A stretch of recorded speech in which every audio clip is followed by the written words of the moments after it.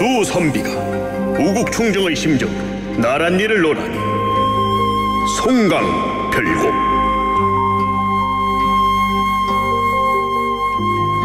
여기 막걸리 대령이요. 얼쑤. 뉴스 파이팅 배승입니다. 4부는요. 송영훈 국민의힘 대변인, 강성필 민주당 국민소통위 부위원장 두 분 함께합니다. 어서 오세요. 안녕하세요. 네, 안녕하세요. 송영훈입니다. 대변인 축하드립니다. 네, 감사합니다. 짝짝짝. 짝짝짝짝. 야, 한동훈 호에 드디어 탑승을 하셨군요. 국민의힘의 목소리를 잘 대변할 수 있도록 오늘도 열심히 하겠습니다. 열심히 하시고. 여의도 사투리인데 너무. 그래요? 좀 신박한 내용 좀 부탁할 줄 알았더니. 부위원장님은? 저도 제가 뭐 한동훈 호에 탈 건 아니기 때문에. 아니, 민주당에 타셨으니까. 어떻습니까? 늘 하던 대로. 네. 국민 소통 잘 되고 있습니까? 네, 국민 소통을 해야 되는데 네. 불통에 가까운 것 같아서 송구스러운 마음뿐입니다. 민주당이 불통이다. 제가 불통입니다. 그렇군요. 알겠습니다. 지금 한동훈 대표가요. 김경수 전 지사의 복권에 대해 반대 입장을 내고 있습니다. 왜 그러는 겁니까, 대변인님? 일단은 그 사면 복권은요, 대통령의 고유 권한이고 그 고유 권한은 대단히 존중돼야 하는 것은 맞습니다. 네. 그런데 지금 그 국민의힘 당원 그리고 국민의힘을 지지하는 국민들께서는 이 김경수 전 지사의 복권에 대한 반대 목소리가 굉장히 높습니다. 이게 뭐 당원 게시판이나 이런 걸 통해서도 굉장히 실시간으로 저희가 피부로 느낄 정도로 들어오고 있고, 일단은 이 김경수 전 지사의 범죄 자체가 민주주의 파괴 범죄 아니겠습니까? 뭐 댓글 조작, 댓글 순위 조작이 8,800만 회나 기소가 됐었고 2심까지 가서 조금 줄어들긴 했지만 수천만 회라고 하는 천문학적인 댓글 순위 조작이 있었는데, 그걸 김경수 전 지사는 본인이 한 번도 인정하지도 반성하지도 사과하지도 않았어요. 대법원 판결 확정된 날에는 진실은 아무리 멀리 던져도 되돌아온다 이러면서 대법원 판결을 부정한 듯한 말을 했고, 사면이 논의될 때는 옥중에서 가석방 불원서라는 옥중 서신을 공개를 해서 뭐 처음부터 무죄를 줄고 주장해왔던 나로서는 받아들일 수 없는 요건이다 이렇게 주장을 했고, 출소하는 날에는 원치 않은 선물을 받았다 이렇게 얘기를 해왔습니다. 그러니 이 민주주의 파괴 범죄를 심각하게 보는 분들께서는 복권에 찬성하실 수 있겠습니까? 그런 여론이 강하게 전달이 되다 보니 정당이라고 하는 것은 여론 수렴 기능을 하는 거잖아요. 네. 그러니까 그런 여론을 우리가 인지하고 있다라는 것을 보여드리기 위해서 일정하게 그런 여론을 전달하는 것입니다. 비밀스럽게 전달하지는 비공개로 전달했죠. 비공개로 전달했는데, 물론 이게 이제 그 당 관계자들을 통해서 공개리에 또 이 보도가 되긴 했습니다만, 이걸 한동훈 대표는 끝까지 본인의 입으로 직접 이야기하지 않고 있잖아요. 이것은 당정 관계를 고려해서 어느 정도 선을 지키는 것이다. 이렇게 볼 수 있겠습니다. 근데 당정 관계가 갈등으로 부각돼 보이는데요. 윤 대통령이 복권을 제거하게 되면 갈등이 더 커지는 겁니까? 어떻습니까? 갈등 커지죠. 그러니까 뭐 동아일보 기사 제목만 봐도요. 야권 인사 복권 문제로 여야 공개 충돌 이런 사례가 있었나? 제가 봐도 이런 사례는 없었습니다. 근데 이제 이런 겁니다. 그 말씀하신 것처럼 비공개로 물밑으로 한동훈 대표가 대통령실에 전달했다고 하니 했겠죠. 그러면 그 아래로 계속해서 채널을 유지해야지. 쉽게 말해서 뭐 전달을 했는데 말 안 들어주니까 공개하는 겁니까? 이러니까 이제 대통령실에서 최근에 한동훈 대표는 어떤 얘기를 하면 이게 다 공개가 돼버리니까 이거 마음 놓고 또 뭐 신뢰감을 가지고 우리가 터놓고 당정이 얘기할 수 있나? 근데 이제 뭐 한동훈 대표로서는 본인이 얘기하시는 공공선, 그러니까 뭐 워낙 공공을 좋아하시니까 모든 걸 공적인 루트를 통해서 말씀을 하시는 걸 좋아하시는 것 같아요. 그래서 대통령실과의 어떤 의제와 조율 뭐 그리고 어떤 쟁점 사항에 대해서 이렇게 공개적으로 얘기하시는 것을 좋아하시니까 앞으로도 그러실 것 같아요. 근데 이게 과연 국민과 당원들에게 안정적인 모습으로 보일까? 이게 혁신으로 보일까는 앞으로 이제 어떤 성과에 대해서 평가할 일인데, 저는 이제 그 전에 앞서서 우리 대변인께서도 말씀하셨지만 쉽게 말해서 김경수가 큰 죄를 저질렀는데 반성도 안 하는데 왜 주냐 이 말 아니에요. 그런 논리로 따진다고 하면 좋습니다. 국민의힘에서는 그렇게 볼 수도 있겠죠.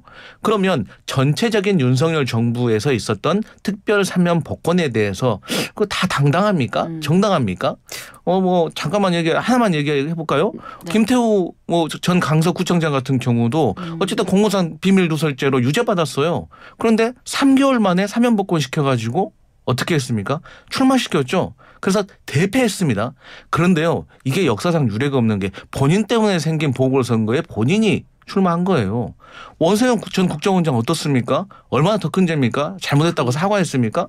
그래서 저는 한동훈 대표께서 충분히 김경수 전 지사에 대해서 반성도 안 하고 있다. 민주주의 파괴범이다. 이런 얘기 할 수도 있다고 생각해요.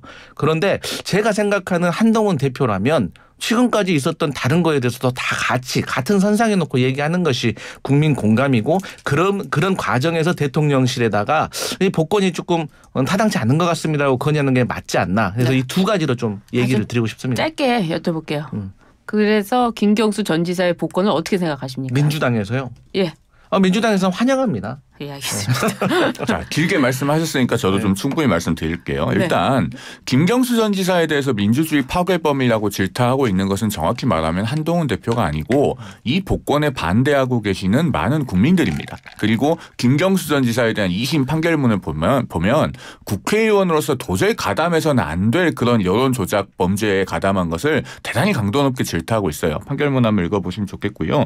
그다음에 이 복권에 대해서 대통령실이 말을 안 들어주니까 공개를 했다 이렇게 말씀하시는데 그런 것이 아니죠. 제가 아까도 말씀드렸지만 사면 복권은 대통령의 고유 권한이고 여당은 그런 대통령의 고유 권한을 존중합니다. 다만 정당이라고 하는 것은 민의에 대해서 국민 여론에 대해서 응답성을 가져야 돼요. 그 응답성을 보여드려야 됩니다. 저희가 뭐 물밑으로만 대화를 하고 다 물론 비공개로 건의를 했지만은 그렇게 해서 이제 결과적으로 복권이 됐을 때 당원이나 지지층은 당은 뭘 했냐? 라고 할 거 아니겠습니까? 그러니까 우리가 그런 여론을 인지하고 있다라고 하는 것을 일정 부분 보여드릴 필요가 있다라고 생각을 하고요. 그다음에 그 사면복권 사례에 대해서 말씀을 하셨는데 원세훈 국정원장 물론 유죄 받았죠. 그런데 그분 몇 년생이냐면요. 1951년생이에요. 더 이상 정치를 한다고 하고 있지도 않고 그런데 김경수 전 지사는 지금 돌아오면 정치할 거 아닌가요? 그다음에 사면을 받았을 때는 본인이 원치 않는 선물을 받았다고 하더니 복권을 한다고 할 때는 왜 가만히 있습니까? 들어와서 정치는 하겠다는 거 아니에요. 그런데 이분이 이렇게 정말 대선 결과에 중대한 영향을 미친 여론 조작 범죄를 저질러 놓고 다시 정치한다고 나올 만한 무슨 염치가 있는지 사실 묻지 않을 수 없습니다. 알겠습니다. 대단히 후한무치한 태도를 보여주고 있어요. 여기서는 이 김경수 전 지사의 복권을 두고 정치적인 해석을 좀 논의해봤으면 좋겠다라는 그렇죠. 생각이 들기 때문에 네. 뭐 복권 여부 자체에 대해서는 대통령 권한이기 때문에 뭐 범죄를 지금 따질 필요는 없는 것 같아요. 그런 것 같아요. 어쨌든 간에 지금 여당 내에서 어떤 찬반이 엇갈려 가지고 어쨌든 간에 대통령의 어떤 고유 권한을 행사한 거에 대해서 어쨌든 저희가 느끼기에는 야권 분열용 카드가 아닌가라고 처음엔 경계를 했는데 황당하게도 저희는 좀 빠지고 오히려 여권에서 이렇게 티격태격하는 모습이 과연 전략이 제대로 들어간 것인지 의문스럽다. 그런 생각입니다. 그래요. 여권 아니 근데 진짜 분열이니까? 문제는 이재명 대표는 본인이 김경수 전 지사 복권해달라는 얘기를 전달했다라는 입장을 보이고 있잖아요. 그런데 사실 국민들께서 지금 그 말씀을 그대로 잘 믿질 않으세요. 그러니까 이재명 대표가 그동안에 당내에서 정적들을 대해온 태도, 예를 들면은 박용진 전 의원 전당대회에서 겨루고 나서 결국에는 몇 번에 걸쳐서 서울 강북을해서 자연스럽지 못한 과정을 거쳐서 연거푸 낙천을 했습니다. 그런 과정들을 쭉 보면은 지금 정봉주 전 의원에 대해서도 어떻게 하고 있습니까? 2007년 대선 경선 때 이재명 전 대표하고 구원이 있는 관계잖아요. 그러니까 이재명 전 대표가 김민석 전 의원을 차에 태워서 유튜브 한번 찍고 뭐 김민석은 왜 이렇게 표가 안 나와? 근데 죄송한데 지금 말씀하세요. 대통령이 그 사면 복권으로 인해서 여당과 여당 내부에서 지금 좀 분열이 있는 건 아니냐 여쭤봤는데 야당 내부에서 그러니까 야당 내부에서도 얘기를 왜냐면 야당 내부에서도 변호사님 이재명 전 대표가 그 김경수 전 지사의 복권을 요청했다고 하는데 야당 내에서도 잘 안 믿고 야당 지지층이 그다음에 국민들도 그 말씀에 대해서 선뜻 수긍을 못 하고 계시다. 이거야말로 이재명 전 대표의 리더십이 어떤 건지를 보여주는 것 아니냐라는 말씀을 드리는 거예요. 어떻습니까? 이재명 대표의 제가 다시 말씀드리지만 이재명 대표가 뭐 어쨌든 공개적으로 본인 찬성한다고 하고 환영한다고 하면 끝인 거 아니에요? 그럼 되는 거지.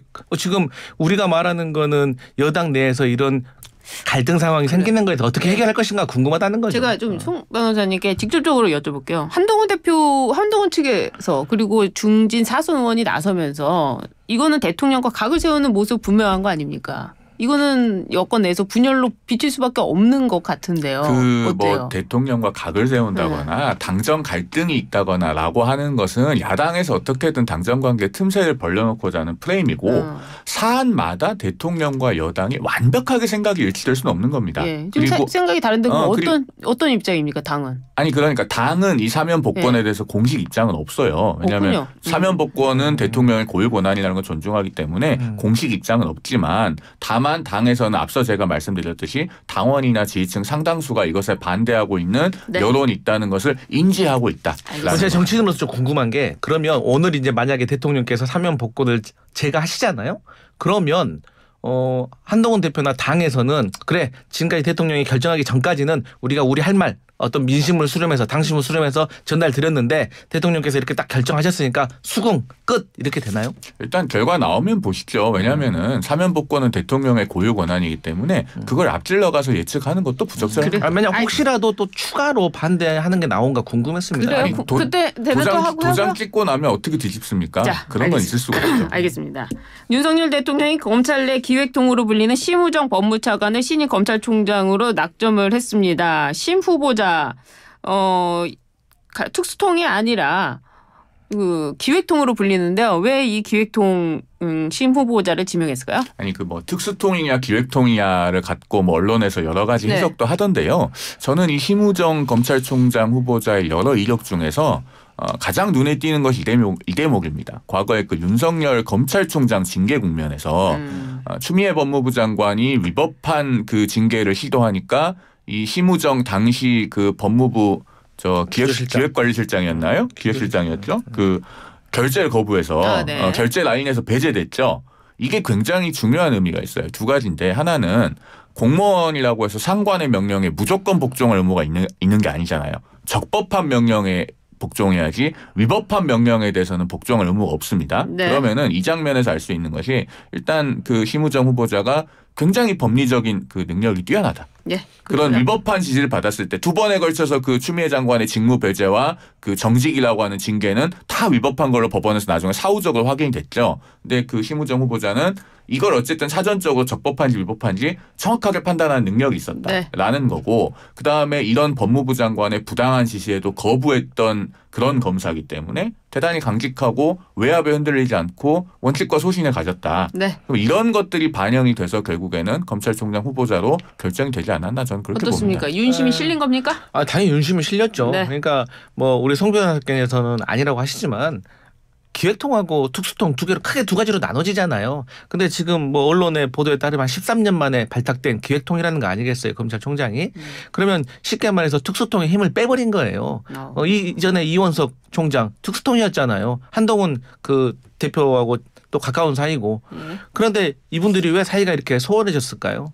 이제 그 윤석열 대통령의 배우자 김건희 여사와 관련된 수사와 관련해서 어쨌든 간에 소환 문제라든지 여러 가지로 갈등 사항이 있었기 때문에 이제 윤석열 대통령께서 특수통 내가 특수통이어가지고 좀 키워놨더니 이것들이 그 특수통의 수사를 나한테 겨누려고 하네라는 불안감이 있으신 건 아닌가. 그래서 어쨌든 검찰이라는 조직을 안정적으로 관리하기 위해서 말씀하셨듯이 과거에 윤석열 대통령 총장 때 추미애 장관에게 또 항명을 했던 이런 분을 본인께서는 모범생이라고 생각을 하신 것 같아요. 그래서 신임이 두터웠던 걸로 보시고 어쨌든 하지만 평가를 들어보면 사실 평이 되게 좋으시고 또 검찰총장으로서도 할 수 있는 능력은 충분하신 것 같아요. 스펙상으로. 그래서 이제 저희 야당이 보는 거는 사실 누가 되는가가 중요한 게 아니라 누가 와서 다음에 이제 김건희 여사와 관련된 수사에 대해서 어떻게 말씀하신 것처럼 중립을 지키고 외부에 굴하지 않는 어떤 검찰총장으로서 역할을 해줄 수 있을까.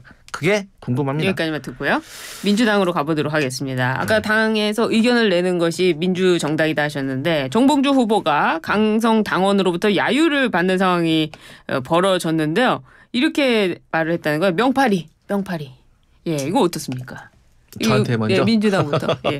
일단 첫 번째로는 인간적인 접근을 해보면 전 정봉주 후보가 억울하긴 할 것 같아요. 어쨌든 간에 원내 돌풍 일으켜가지고 1등을 딱 달리고 있었는데 갑자기 잼카에서 김민석 의원이 타고 나더니 이런저런 이유로 간에 어쨌든 2위, 3위로까지 추락하는 어떤 이런 환경이 벌어지니까 본인으로서는 얼마나 서운하겠습니까? 네. 그래서 한간에서는 지금 5위 밖으로 밀려나는 것이 아니냐 그런 말도 있어요. 왜냐하면 저희도 그 여성 후보를 배려를 하기 때문에 그럼 여성 후보가 무조건 올라갑니까? 네, 한 명은 들어가야 됩니다. 그렇기 때문에 남성은 4위 안에 들어가야 되는 상황이 벌어질 수가 있어요. 그렇군요. 네, 그렇기 때문에 이제 정봉주 후보로서는 상당히 서운한 마음이 있을 수가 있습니다. 네. 그런데 이제 문제는 터진 거죠. 뭐냐? 박원석 전 정의당 의원이 어떤 정봉주 의원과의 사적인 대화를 어떤 방송에서 오픈을 해버린 거 아니잖아요. 그래서 오픈해가지고 가장 충격적인 말들, 나 가만히 안 있겠다. 네. 뭐 이런 말 아니겠어요? 최고위원은 뭐 만장일치다. 이런 말 해버리니까 이재명 대표를 견제하겠다. 네. 해버리니까 물론 최고위원의 역할이 당대표가 잘못된 길로 가면 견제해야 되는 거 쓴소리하는 거 맞습니다. 그런데 어쨌든 간에 지금 상황에 비추어 봤을 때는 그런 건전한 비판보다 사적인 감정이 있는 것이 아니냐 하고 당원들이 지금 상당히 격앙되어 있고 그 증명으로서 조금 떨어졌는데 네.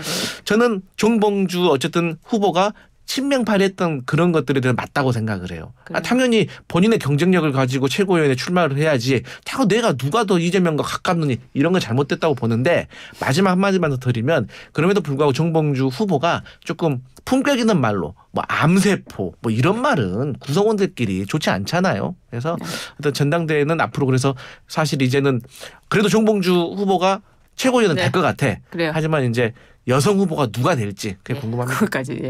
한 문장으로 압축해서 제가 말씀을 드리면 네. 원래 정봉주 후보는 자격이 없는 선수인데 운 좋게 출전을 했다가 지금 본인이 무슨 종목을 뛰고 있는지 헷갈리고 있다. 이렇게 얘기할 수 있겠습니다. 그 2017년에 했던 그 기뢰 망언이 있지 않습니까? 예. 그것 때문에 민주당 스스로 도저히 국민 앞에 추천할 수 없는 후보라고 판단해서 공천 취소를 했어요. 그러면은 당의 지도부가 되는 최고위원 후보도 자격을 안 줘야 맞죠. 그런데 공당으로서의 시스템이 정상적으로 작동을 안 해서 이 정봉주라고 하는 선수가 운 좋게 출전 자격을 얻었습니다. 그다음에 그럼 본인이 출전한 종목이 뭐냐. 제가 지난번에도 우리 방송에서 말씀드렸지만 민주당의 이번 최고위원 경선은 천하제일 친명 경연대회입니다. 실제로 그렇게 치러지고 있어요. 후보들이 다 나와서 내가 이재명 전 대표를 지키겠다. 내가 이재명 대표를 대통령 만들겠다 하고 있잖아요. 그래서 정봉주 후보도 처음에는 그렇게 그 멀리뛰기라고 인식하고 출전을 했습니다. 8월 8일에도 인터뷰를 해서 뭐라고 했냐면은 내가 이재명 시대를 앞당기겠다. 이렇게 했어요. 그런데 앞서도 얘기했듯이 이재명 대표가 김민석 의원 옆에 차에 태우고 4위에서 1위로 쫙 올라가고 본인은 뒤로 밀리고 야유받고 하니까 본인이 멀리뛰기를 출전했다는 걸 착각을 하고 지금 높이뛰기를 하려고 하고 있는 겁니다. 그렇군요. 그러면은 이렇게 해서 과연 메달권에 들 수 있겠는가? 저는 최종적으로는 3등 안에도 들기 힘들지 않을까 이렇게 예상해 봅니다. 그래요. 네. 알겠습니다. 3등은 어렵다면 4등? 4등까지 알겠습니다. 민주당에서는 금투세 문제를 놓고 의원들이 모인 채팅방에서 토론이 이어진 걸로 알려졌는데요. 왜 이렇게 정리가 안 됩니까? 당내 입장이요. 아주 간단한 거죠. 네. 우리가 국민의힘 전당대회 때 한동훈 대표를 향해서 야 빨리 그 특검법 정리하세요. 3자 추천 특검법 이렇게 하면 맞습니까? 안 맞잖아요. 마찬가지로 저희도 지금 전당대회 기간이잖아요. 네. 그리고 이재명 대표 그 중간에 금투세에 대해서 전향적으로 검토해볼 필요가 있다라고 네. 했기 때문에 이것은 이제 전당대회 이제 일주일도 안 남았습니다. 네. 끝나고 신임 지도부가 이제 구성이 되면 저는 당내에서 좀 치열하게 이것을 논의를 해봐야 된다. 네. 그래서 뭐 그런 입장입니다. 그래요. 어떻습니까? 민주당의 그 일극 체제의 취약성이 이런 장면에서 드러나고 있는 거예요. 왜냐하면 우리 올해 2월에 비례대표제를 어떻게 결정했습니까? 민주당 의원들이 대략 80대 84로 병립형으로 되돌아갈 거냐 연동형 유지할 거나 갈렸다고 하는데 결국은 이재명 대표 한 사람에게 맡기기로 하고 위임해버렸잖아요. 그리고 이재명 대표가 연동형 유지할 겁니다 하니까 그대로 연동형으로 총선을 치렀어요. 지금 금투세 문제가 이렇게 된 겁니다. 민주당 안에서 건강한 토론을 거쳐서 의원들이 자발적으로 당론을 확정을 해야 되는데 여전히 못하고 결국은 전당대회 뒤로 이재명 대표 입만 쳐다보고 있는 것이다. 그 정도 말씀드리겠습니다. 근데 이건 있습니다. 네. 뭐 국민의힘에서 봤을 때는 그렇게 안 좋게 보일 수 있지만 저희 입장에서는 어쨌든 결과가 총선 압승이었잖아요. 네. 그렇기 때문에 뭐 이재명 대표에 대해서 뭐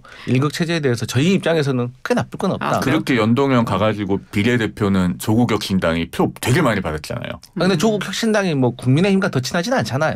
아니, 그래요. 그러니까. 근데 이재명 일극체제 말씀이 나오셔서 그런데 네. 기본사회 이재명 후보의 상징인 기본사회를 당 강령에 놓고 공천 불복 중징계를 하기로 했습니다. 이재명의 민주당이 더 공고해지는 거 아닌가 생각도 드는데 어떻습니까? 일단은요, 그 기본 사회를 무슨 돈으로 하겠다는 건지 잘 모르겠어요. 뭐 기본 소득이라든가 기본 주택 이런 건 천문학적인 돈이 됩니다. 근데 한편으로 이재명 전 대표는 다시 대표가 되면 뭐 금투세도 조금 완화를 할 수도 있고 하겠다는 건지 안 하겠다는 건지 모르겠지만 종부세도 재검토할 수도 있다. 뭐 하겠다는 건지 안 하겠다는 건지 모르겠지만 그렇게 하고 있어요. 그러면은 이거는 뜨거운 아이스 아메리카노 같은 겁니다. 무슨 돈으로? 그럼 대단한 모순이 발생하는 거예요. 그리고 공천 불복하면은 이제 10년 동안 출마를 못하게 한다고 하죠. 이거는 2026년 지방선거하고 밀접한 연관이 있다고 보여요. 기초의원 같은 거는 경선 안 하는 경우도 꽤 많습니다. 그러면은 그냥 공천을 했을 때 무소속으로 출마를 해가지고 뭐 3인 선거구 이런 데서 당선돼가지고 살아 돌아오는 분들도 있어요. 그런 것까지 원천적으로 못하게 하겠답니다. 하는 겁니다. 그러면은 이재명 대표 일극 체제는 앞으로 국회의원뿐만 아니라 광역의원, 기초의원 단위까지 바늘 하나 꽂을 수 없는 그런 당이 될 것이다.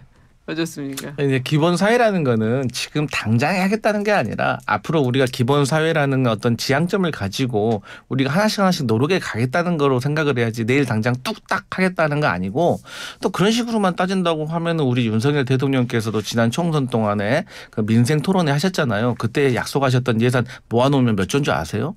어마어마합니다. 한 800조 넘을 거예요. 그러면 그 예산은 다 어떻게 하실 거냐고 저희도 많이 물어봤거든요. 그러니까 이것을 내일 당장 하는 거 아니니까 그런 예산 걱정은 좀 안 하셔도 되고요.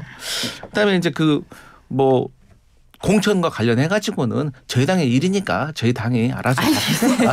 그런 거는 맞는데 지금 저희가 청취자분들이 듣고 계시잖아요. 그러니까 왜 이런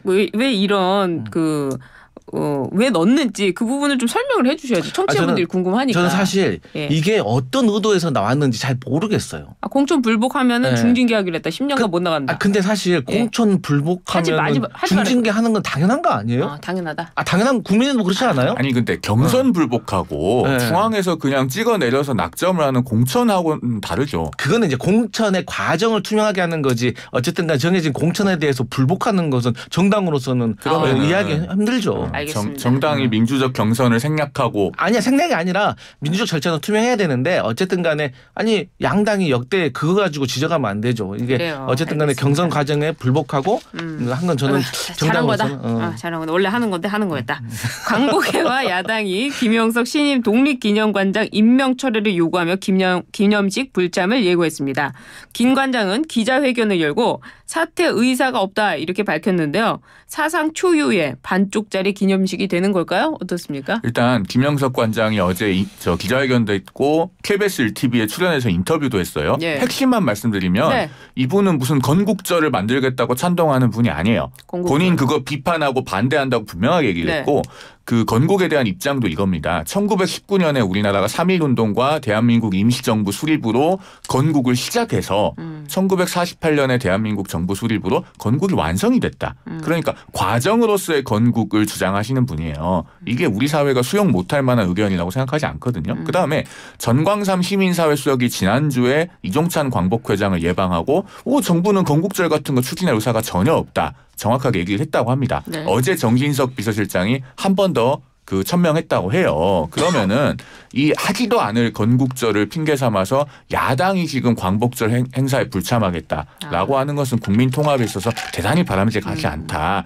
2008년에도 이런 일이 한 번 있었는데 당시에도 이명박 정부는 건국절 같은 거 추진하지 않았습니다. 실제로 만들어지지도 않았고요.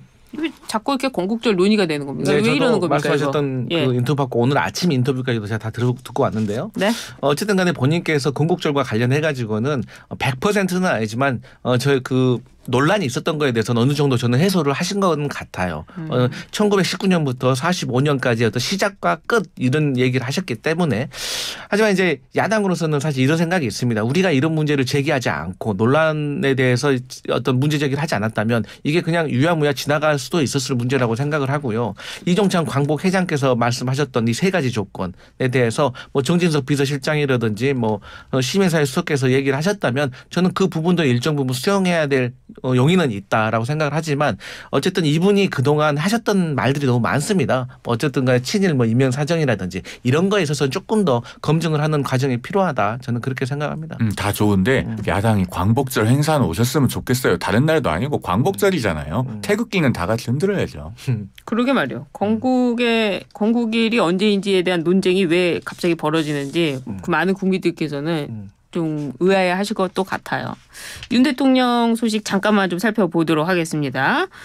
신임 국방부 장관의 김용현 경호처장, 신임 국가안보실장에는 신원식 국방부 장관, 신설하는 외교안보특별보좌관에는 장호진 안보실장을 윤 대통령이 외교 라인을 대폭 교체하면서 내정을 했습니다. 이번 인사의 배경과 의미 짧게씩 살펴볼까요? 안보실장의 방점이 있는 것 같아요. 네. 이제 정권 2년 차까지는 그 외교 라인에서 안보실장을 담당했다면 네. 앞으로는 지금 특히 북한과의 상황 등등을 고려했을 때 안보실장을 안보 분야, 군사 분야에서 맡아야 된다라는 것 때문에 이제 장관급인 안보실장 자리로 신원식 국방장관이 이동을 한 것 같고 네.